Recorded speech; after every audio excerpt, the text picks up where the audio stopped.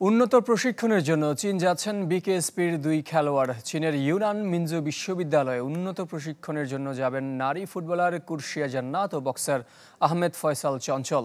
গত 15 মে চীনা বিশ্ববিদ্যালয়ের সাথে চুক্তি করে বিকেএসপি, যার অংশ হিসেবে শুভেচ্ছা স্মারক হিসেবে দুজনকে প্রথমে স্কলারশিপ দেয়া হচ্ছে। বিকেএসপিতে রোববার আয়োজিত সংবাদ সম্মেলনে ভারপ্রাপ্ত মহাপরিচালক কর্নেল মিজানুর রহমান চুক্তি ও খেলোয়াড়দের বৃত্তি সম্পর্কে জানান। 30 আগস্ট ঢাকা ছাড়বেন এই দুই অ্যাথলেট।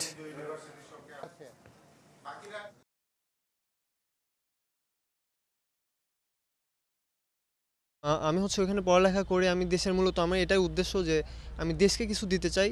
দেশের জন্য ওখান থেকে শিক্ষা গ্রহণ করে আরও বেশি যেন দেশে এসে দেশের ফুটবলকে ডেভেলপমেন্ট করতে পারি এবং আমার যে ন্যাশনাল টিমে আমার সংখ্যা বাড়াইতে পারি। জাতীয় ফেডারেশনগুলো আছে, তাদেরও বিভিন্ন ধরনের জনবল ঘাটতি আছে।